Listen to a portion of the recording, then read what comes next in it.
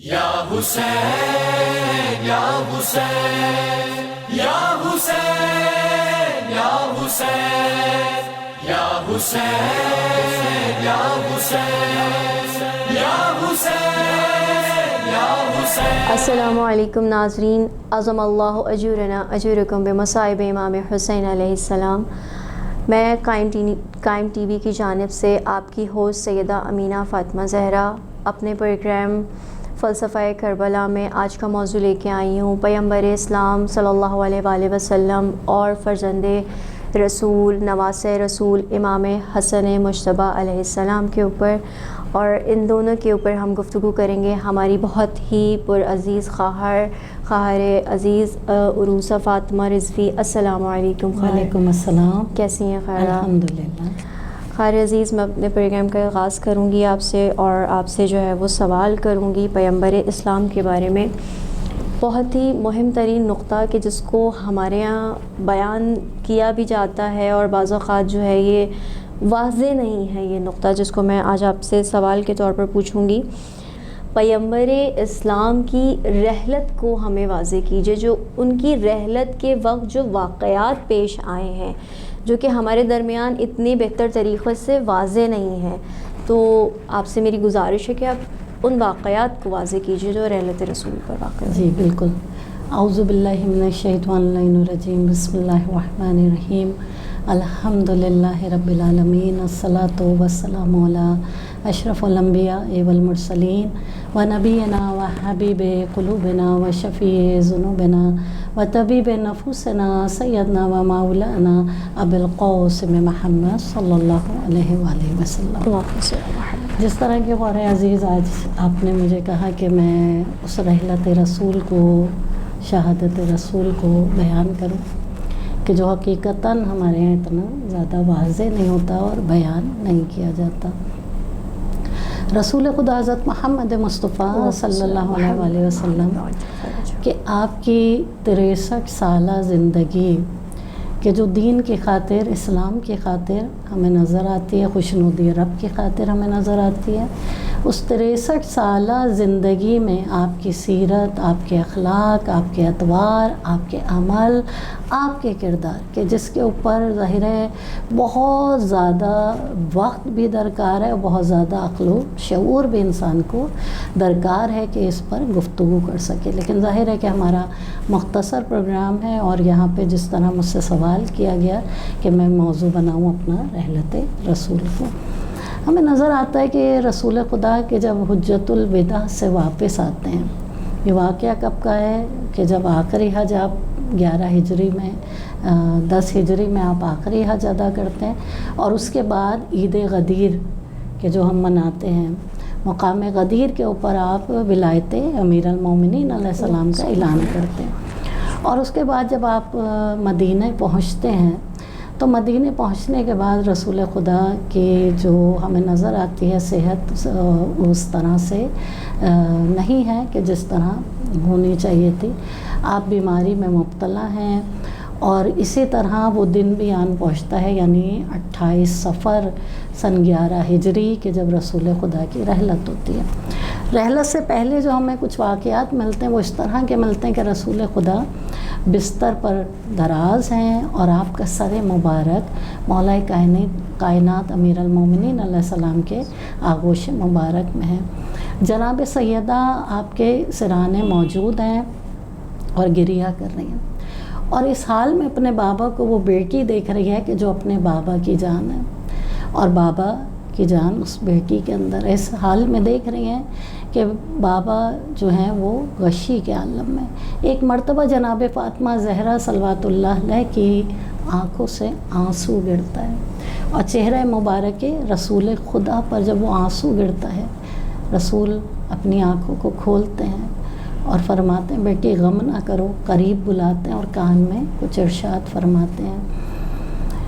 وہ واحد وقت ہے کہ جب شہزادی کونین مسکراتی ہیں، اور پھر اس کے بعد رسول خدا کی رحلت ہو جاتی ہے کہ سال میں کہ آغوش امیر المومنین میں آپ کا سر ہے، اور آپ اس دنیا سے گزر جاتے ہیں۔ مولا کائنات آپ کو غسل و کفن دیتے ہیں، اور بہت کم اصحاب ہیں. ظاہر ہے تاریخ کی ہر کتاب جہاں آپ اٹھائیں گے آپ کو ملے گا کہ بہت کم اصحاب آپ کے غسل و کفن اور جنازے میں موجود ہیں. ہونا تو یہ چاہیے تھا خواہر عزیز کہ وہ مدینہ کے جو مسلمانوں سے جھلک رہا تھا، وہ مدینے کے لوگ، وہ عرب کے لوگ کہ جن کو بہترین پیغام رسول خدا نے پہنچایا تھا.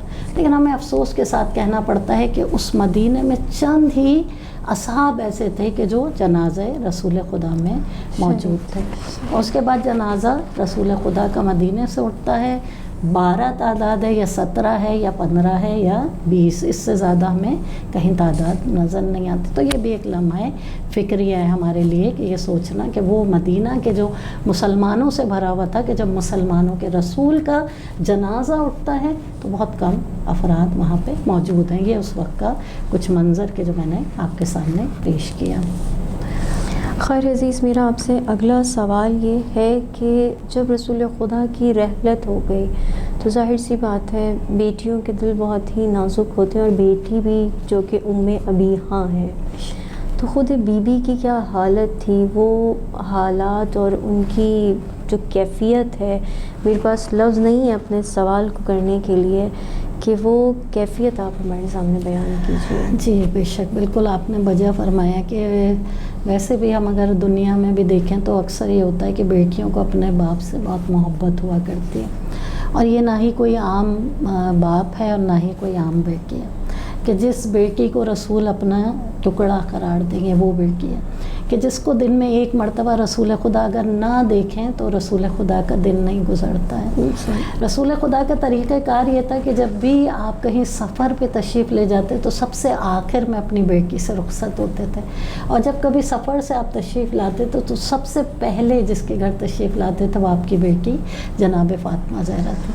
آپ کا وہ مقام تھا اس بیٹی کا بابا کے نزدیک کہ اگر کہیں جناب سیدہ تشریف لے آتی تھی تو کائنات کا وہ رسول کے جو تمام نبیوں کا سردار ہے اپنی بیٹی کے لیے اپنے مقام سے کھڑے ہو جایا کرتے تھے. اس لیے نہیں کہ کوئی بیٹی ہے، بلکہ اس لیے کہ آپ کا مقام خدا کے نزدیک بہت زیادہ بڑا ہے، بہت ہی عظیم ہے.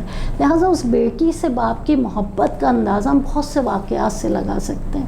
لیکن یہاں میں یہ کہوں گی کہ جب رسول خدا کی رحلت ہو جاتی ہے اس کے بعد شہزادی کونین ہمیں اس طرح نظر آتی ہیں کہ پھر کبھی بھی کسی نے شہزادی کونین کو بابا کی رحلت کے بعد مسکراتے ہوئے نہیں دیکھا، بلکہ یہاں تک میں نے روایتوں میں پڑھا کہ ایک سیاہ پٹی شہزادی کے سر پہ بندھی رہتے تھے اور آپ اپنے بابا کو گریہ کیا کرتی تھی، اور اس طریقے کا گریہ کرتی تھی کہ مدینے والوں نے مولا کائنات سے یہ بھی کہا کہ اے ابوالحسن فاطمہ سے کہیے کہ یا تو دن کو رویا کریں یا رات کو رویا کریں.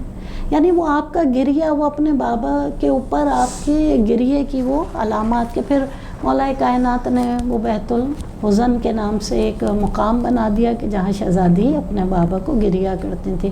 اور وہ شہزادی کی کیفیت کہ وہ تمام حادثات ہو چکے، دروازہ گرایا جا چکا، آگ لگائی جا چکی، جناب محسن علیہ السلام جو ہے وہ شکم مادر میں شہادت کے درجے پر فائز ہو چکے ہیں، اس حالت میں شہزادی اپنے بابا پر گریہ کرتی ہیں.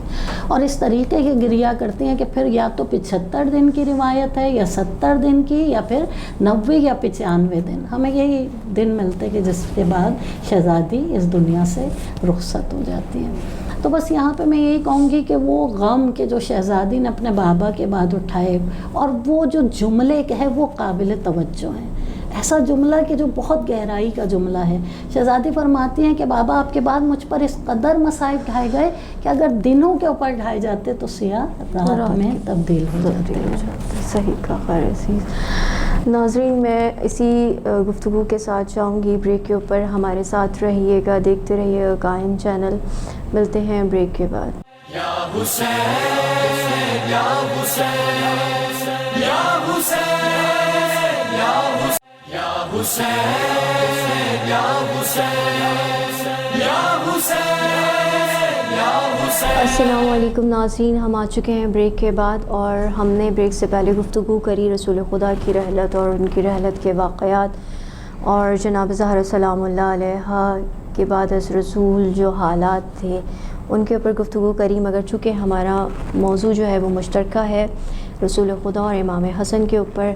तो मैं अब इमाम हसन के ऊपर आपसे सवाल करूँगी कि इमाम हसन का जो है वो दौरान इमामत जो है वो 10 साल पर मुहित है, तो इस 10 साल के दौरे इमामत को ख़ार आप हमें वाज़ेह कीजिए। इमाम हसन मुश्तबा अलैहिस्सलाम हमारे इमाम सोयम अलैहिस्सलाम सन 41 हिजरी में मौला कायनात को मस्जिद कूफा में शहीद कर दिया जाता है और मनसब इमामत इमाम हसन मुश्तबा अलैहिस्सलाम के पास आता है और सन 40 हिजरी से लेकर और सन 50 हिजरी तक आपका दौरे इमामत है इमाम हसन मुश्तबा अलैहिस्सलाम का। और अगर मैं इस मुकाम पे ये कहूँ तो बेजा नहीं होगा कि इमाम अलैहिस्सलाम का जो 10 साला दौरे इमामत है वो सख्त तरीन दौरे इमामत है। और अगर मज़लूमियत के एतबार से देखा जाए तो मज़लूम तरीन इमाम हसन मुश्तबा अलैहिस्सलाम कि जब आपके बाबा की सन 40 हिजरी में शहादत वाक़ होती है तो वैसे ही हम देखते हैं कि जंगें कि जो मौला कायनात ने अपने दौरे खिलाफत में लड़ी, 3 जंगें और उसके बाद चौथे जंग की तैयारी थी, तो आप खुद अंदाज़ा लगा सकते हैं कि उस वक्त इंतशार की क्या हालत है, उस वक्त इस्लामी माशरे की हालत क्या है कि जंग सिफ़ीन जैसा जंग होती है और उसके बाद के जो वाक़यात हैं या जंग जमल होती है और जंग नहरवान। चौथे जंग की तैयारी है कि जब इमाम अलैहिस्सलाम की शहादत होती है, मनसब इमामत इमाम हसन मुश्तबा के हाथ में आता है। इमाम हसन मुश्तबा अलैहिस्सलाम कि जिस की दौरे इमामत में हमें मिलता है कि जब भी हम आपके मसाइब को बयान करते हैं तो हम कहते हैं कि आपको आपकी एक ज़ौजा ने ज़हर कातिल दिया कि जिससे आपकी शहादत वाज़ हुई। लेकिन जब हम किताबों का मुताला करते हैं तो हमें मालूम होता है कि इमाम हसन मुश्तबा को एक मरतबा ज़हर नहीं दिया गया, बिल्कुल, बल्कि आपको इस 10 साला दौरे इमामत में 7 मरतबा ज़हर कातिल दिया गया। हालात बेइंतहा ख़राब हैं, शाम से साजिशें हो रही हैं और फिर इमाम अलैहिस्सलाम वो वक्त भी आता है कि जब इमाम अलैहिस्सलाम जो है वो सुलह करते हैं। किससे सुलह करते हैं? माविया जैसे शख्स के साथ। अच्छा, हमारे यहाँ एक आम तस्वुर है कि इमाम ने क्यों सुलह की माविया से, क्या ज़रूरत थी इमाम अगर उससे सुलह ना करते। लेकिन मैं यहाँ ये वाज़े कर देना चाहती हूँ कि इमाम अलैहिस्सलाम के सुलह की वो शराइत कि जो इमाम अलैहिस्सलाम ने रखी थी, अगर वो शराइत इमाम ना रखते तो कभी भी माविया का किरदार जो है खुल के लोगों के सामने नहीं आता। तो इमाम अलैहिस्सलाम 10 साला दौरे इमामत में देखते हैं कि अब दीन की बका किस चीज़ में। इमाम अलैहिस्सलाम ये देखते हैं कि अब दीन को बचाया कैसे जा सकता है, दीन की नशर व इशाअत किस तरह की जानी चाहिए। तो इमाम वहाँ पर सुलह करके और अपने ही कुछ साथियों के साथ जो बहुत कम तादाद है, जब आपके हाथ पे बैत की है, जब आपको मनसब इमामत मिला तो कहते हैं 40,000 अफराद हैं कि जिन्होंने आपके हाथ पे बैत की, लेकिन वो 40,000 अफराद हमें मिलता है कि इमाम के दौरे इमामत में 5 गिरोहों में तकसीम हो जाता है। कुछ जाके माविया से मिल जाते हैं, कुछ माले गनीमत के चक्कर में इमाम के साथ थे कि जब देखा जंगें नहीं हो रही तो वो जुदा हो जाते हैं। कुछ लोग जो हैं बनो उमैया के जासूस के तौर पे इमाम के साथ मौजूद हैं और बहुत कम तादाद व नसाब की है कि जो इमाम के जानिसारों में शामिल है, जो इमाम के सच्चे और मार्फत वाले असाब हैं। यहाँ एक मुश्किल तरीन दौर है इमाम हसन मुश्तबा अलैहिस्सलाम का कि जो हमें दौर इमामत नज़र आती है वहाँ पर। ख़ारी अज़ीज़, आपने अपनी गुफ्तगू के दौरान जो है वो शराइत इमाम हसन के ऊपर ज़िक्र किया है कि जब इमाम ने सुलह की है माविया के साथ तो उसमें इमाम की शराइत थी। तो मैं ये जानना चाहूँगी और हमारे नाज़रीन भी इस बात को जानना चाहेंगे कि वो शराइत क्या थी। जी ज़रूर, बहुत अच्छा सवाल है आपका, क्योंकि हमारे यहाँ बात तो सुलह पे हो जाती है लेकिन शराइत के हवाले से लोग इतनी तवज्जो नहीं देते। शराइत इमाम ने जो रखी हैं, ज़ाहिर इतना दामन वक्त में गुंजाइश नहीं कि यहाँ सबको बयान किया जाए, लेकिन यहाँ पे चंद एक को मैं आपके सामने बयान करना चाहूँगी। इमाम अलैहिस्सलाम ने, जिस तरह मैंने पहले भी कहा कि जो शराइत रखी, इसी की बिना पर माविया का किरदार खुल के लोगों के सामने आया। अगर इमाम ये शराइत ना रखते तो कभी भी माविया को लोग समझ नहीं पाते। इसीलिए खुद माविया ने ये कहा कि जितना नुकसान मुझे अली की तलवार से नहीं पहुंचा, उससे कई गुना ज़्यादा मुझे नुकसान जो है वो सुलह इमाम हसन अलैहिस्सलाम से पहुंचा। क्यों? क्योंकि शराइत ही उसमें ऐसी थी। चंद शराइत का यहाँ पे तस्करा करूँ कि इमाम अलैहिस्सलाम ने जो उसमें शर्त लिखी थी वो ये शर्त थी। वो अलग बात है कि बाद में माविया ने उस शराइत नामे के ऊपर ना ही अमल किया और तमाम के तमाम जो उसमें शराइत में शामिल थी चीज़ें उससे बिल्कुल उसने इख्तलाफी अमल किया। लेकिन बहरहाल इमाम अलैहिस्सलाम ने जो शर्त लिखी थी उसमें शर्त ये थी कि माविया कुरान और सुन्नत की रोशनी में अमल करेगा। यानी इमाम ने ये बात वाज़े कर दी कि माविया ना ही कुरान पर अमल पैरा है ना ही सुन्नत रसूल पर अमल पैरा। इमाम ने ये शर्त रख के बता दी। और उसके अलावा इमाम ने एक और शर्त भी रखी कि मौलाए कायनात के ज़ात के ऊपर जो सबो शितम किया जा रहा था सही शाम के मिंबरों से, आप ज़रा देखिए वहाँ बर्दाश्त करना। इमाम हसन मुश्तबा अलैहिस्सलाम को सलाम हो मेरा, उनकी शुजात, उनकी हिल्म और बुर्दबारी। इमाम की हिल्म और बुर्दबारी मशहूर है ना। इमाम अलैहिस्सलाम की हिल्म और बुर्दबारी आप देखिए कि शाम के मिंबरों से मौलाए कायनात की ज़ात पर सबो शितम किया जाता है। और सबो शितम करने के बावजूद इमाम अलैहिस्सलाम जो है उस शराइत में ये लिखते हैं कि मेरे बाबा के ऊपर जो सबो शितम किया जा रहा है उसको ख़त्म किया जाएगा। उसके अलावा इमाम की एक शर्त ये भी थी कि मौलाए कायनात के शियों के साथ जो सलूक किया जा रहा है, उनके वजीफ़े बंद कर दिए गए थे, उनको नुकसान पहुँचाया जाता था, उनके लिए मुख्तलिफ़ किस्म के मराहत जो है वो ख़त्म कर दी गई थी। इमाम अलैहिस्सलाम ने शर्त रखी कि वहाँ पर उनको मराहत भी पहुँचाई जाएगी और उसके हवाले से भी काम किया जाएगा।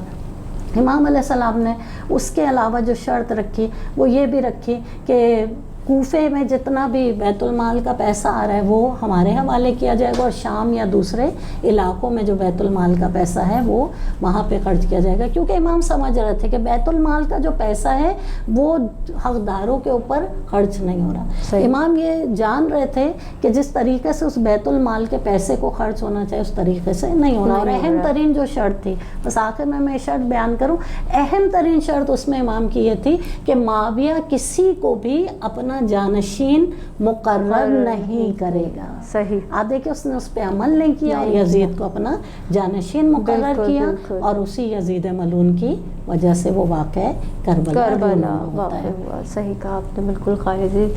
नाज़रीन, हम यहीं आपसे इजाज़त चाहेंगे कि और ख़ाहर के हमेशा की तरह बहुत ज़्यादा शुक्रगुज़ार हैं, मुतशक्किर हैं कि ख़ाहर मोहतरम ने हमें बहुत ही बेहतरीन तरीक़ों से रसूल खुदा जनाब ज़हरा सलामुल्लाह अलैहा के बारे में बताया, उनके हालात बताए कि बाद रसूल उनके ऊपर क्या गुज़री है, यहाँ तक कि इमाम हसन अलैहिस्सलाम की सुलह के शराइत के जिनसे वाक़ईन हम सबको आगाह होना चाहिए कि जिसमें वाक़ईन जो ख़ार ने बात की और इमाम की कि जिसमें इमाम ने बिल्कुल किरदार माविया को वाज़े और सराहतन वाज़े कर दिया कि माविया क्या है और इमाम अलैहिस्सलाम का मक़ाम क्या है और अहले बैत अलैहिमुस्सलाम का मक़ाम क्या है।